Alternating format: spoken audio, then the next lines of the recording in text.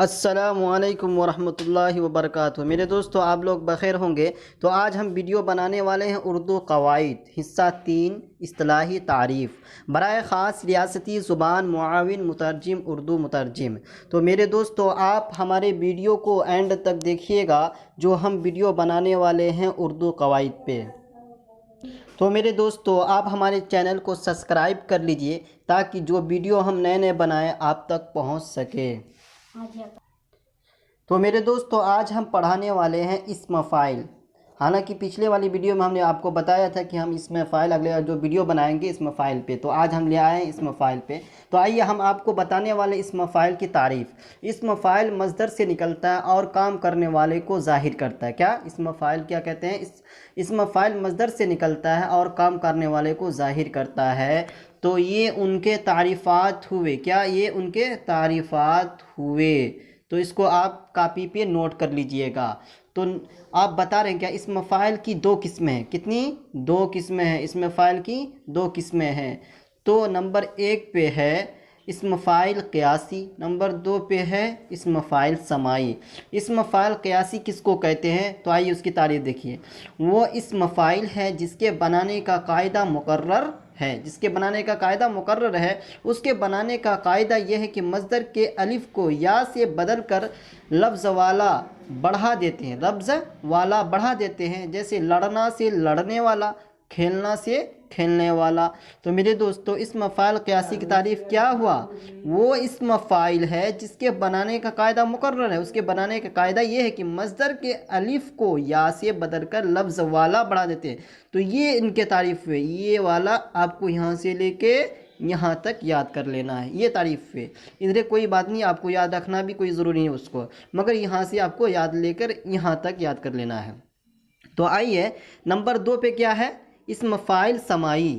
اسم فاعل سماعی۔ اسم فاعل سماعی اسم فاعل ہے، وہ اسم فاعل ہے جس کے بنانے کا قاعدہ مقرر نہیں ہے، بلکہ اہل زبان سے جس طرح بولتے ہوئے سنا گیا ہے بولنے لگے، جیسے لکڑہارا، اچکا، لٹیرا، گویا وغیرہ۔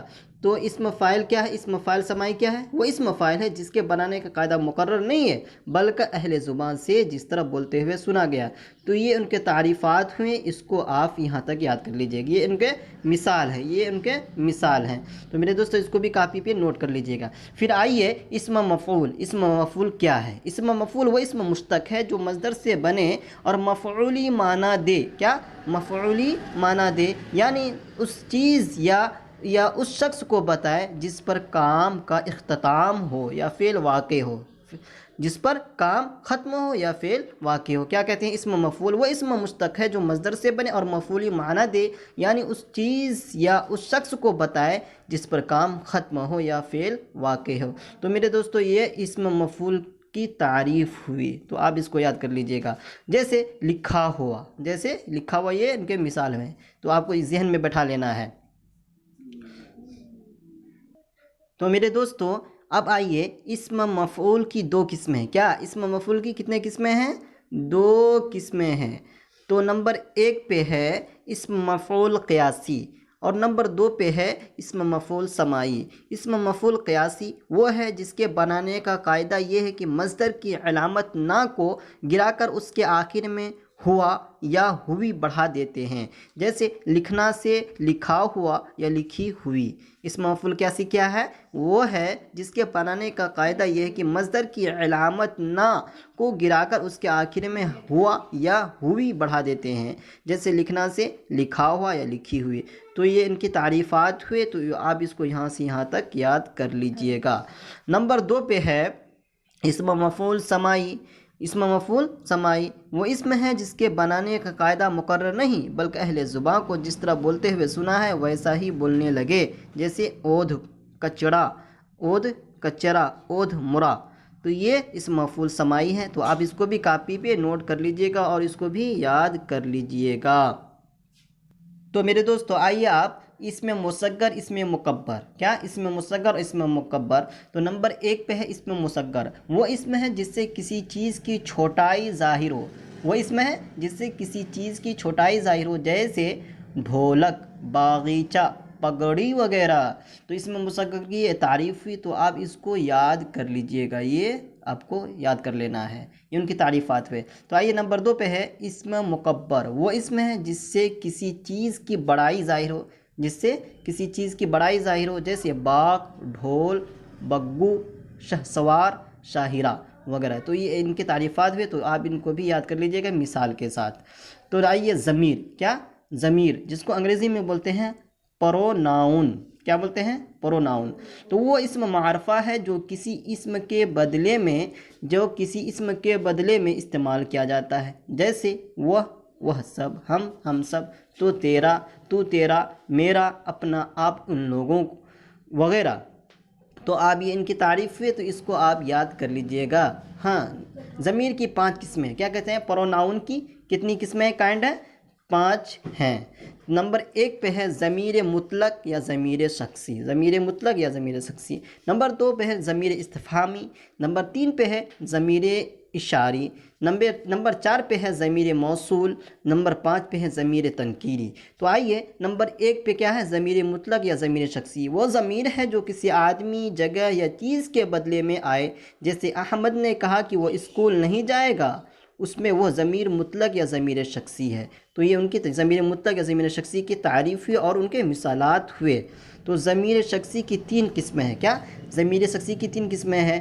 نمبر 1 پہ ہے متکلم، نمبر 2 پہ ہے حاضر، نمبر 3 پہ ہے غائب۔ نمبر 1 پہ متکلم، نمبر 2 پہ حاضر، نمبر 3 پہ غائب، نمبر 4 پہ متکلم۔ دیکھیے متکلم یا یہ ضمیر ایسے شخص کے لیے استعمال ہوتی ہے جو خود کلام کر رہا ہو، جیسے میں، ہم سب، جیسے میں تقریر کر رہا ہوں، میں بول رہا ہوں، تو یہ متکلم۔ نمبر 2 پہ ہے حاضر، یہ ضمیر ایسے شخص کے لیے استعمال ہوتی ہے جو موجود ہو، جیسے تو، تم سب کہاں ہو، تم سب کیا کر رہے ہو، تو کیا کر رہا، تو یہ ضمیر حاضر ہے میرے دوستو۔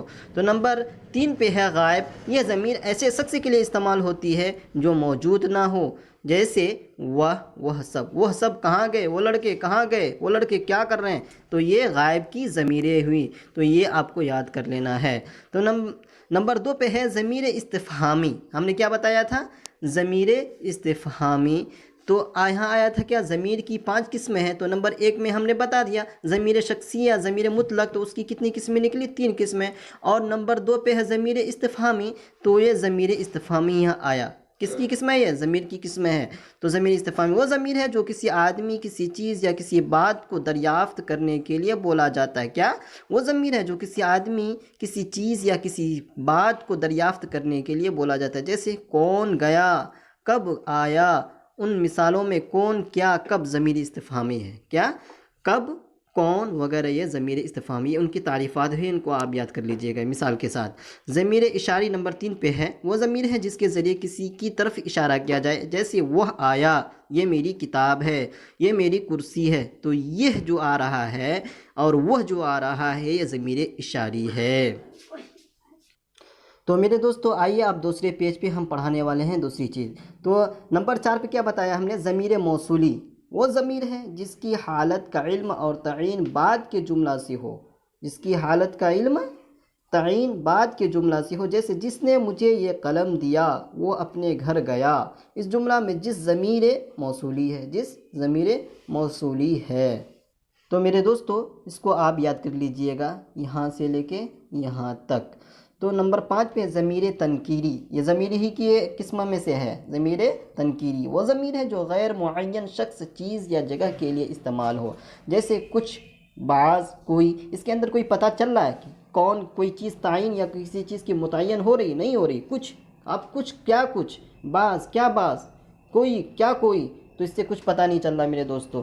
تو یہ ضمیر تنکیری بھی، تو آپ اس کو بھی یاد کر لیجئے گا مثال کے ساتھ۔ آئیے ایڈجیکٹیو، جس کو اردو میں بولتے ہیں صفت اور انگریزی میں بولتے ہیں ایڈجیکٹیو۔ صفت وہ اسم ہے جس سے کسی اسم کی حالت یا کیفیت معلوم ہو، جیسے شریر، بیکار وغیرہ۔ صفت وہ اسم ہے جس سے کسی اسم کی حالت یا کیفیت معلوم ہو، جیسے شریر، بیکار وغیرہ۔ یہ ان کے مثالیں ہیں اور ان کی تعریفات بھی، اس کو یاد کر لیجئے گا اتنا۔ صفت کی درج ذیل قسمیں ہیں، یعنی صفت کی کتنے قسمیں وہ آئیے ہم بتا رہے ہیں۔ الف میں ہے، یعنی نمبر 1 میں ہے صفت ذاتی، وہ صفت جس سے کسی چیز یعنی موصوف کی اندرونی حالت ظاہر ہو، جیسے بھاری، ہلکا، ٹھوس، سرخ، شریف، نڈر، میٹھا وغیرہ۔ تو یہ ان کی تعریفات ہوئی اور یہ مثالیں ہیں، تو آپ اس کو یہاں تک یاد کر لیجیے گا۔ نمبر 2 پہ ہے نمبر 2 پہ ہے صفت نسبتی، وہ صفت ہے جو کسی دوسری شے سے لگاؤ یا نسبت ظاہر کرے، جیسے ایرانی، ہندی، عربی، دیہاتی، بازاری، رنگیلا، ہندوستانی وغیرہ وغیرہ۔ تو یہ صفت نسبتی ہوئے، ان کی تعریفات ہوئے، تو آپ یہاں سے یہاں تک اس کو یاد کر لیجئے گا۔ تو آئیے نمبر 3 پہ ہے صفت عددی، جو کسی اسم کی گنتی اور تعداد کو ظاہر کرے، مثلا چند، تھوڑا، 4، دوسرا، چوتھا وغیرہ۔ تو یہ صفت عددی ہوئی اور یہ ان کی تعریفات ہوئی، یہ مثالات ہیں، تو آپ اس کو یاد کر لیجئے گا۔ صفت مقداری نمبر 4 پہ ہے، وہ صفت جو ناپ تول کر ظاہر کرے، یعنی 2 سیر گھی، 4 گز کپڑا، سیر بھر دہی، 2 کٹھا زمین وغیرہ۔ تو یہ صفت مقداری ہے، اس سے آپ کی مقدار تعین ہو رہی ہے۔ صفت ضمیری وہ صفت ہے جو اصل میں ضمیر ہے لیکن کبھی صفت کے معنی بھی دیتے ہیں، کون، وہ، یہ، جیسے کون آدمی، وہ کتاب، یہ مکان وغیرہ، یہ صفت ضمیری ہے۔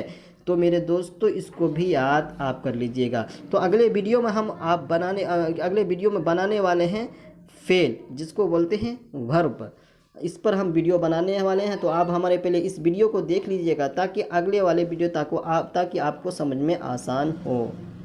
تو میرے دوستو آپ ہمارے چینل کو سبسکرائب کر لیجئے تاکہ جو ویڈیو ہم اگلے بنانے والے ہیں فعل اور ورب پہ، تاکہ وہ ویڈیو آپ تک پہنچ سکے۔ تو آپ ہمارے اس چینل کو سبسکرائب کر لیجئے تاکہ آپ تک یہ ویڈیو پہنچ سکے، اور آپ کے فرینڈ کو شیئر کیجئے اس ہمارے گروپ کو اور ہمارے چینل کو، تاکہ وہ بھی ہمارے ویڈیو کو دیکھ سکے۔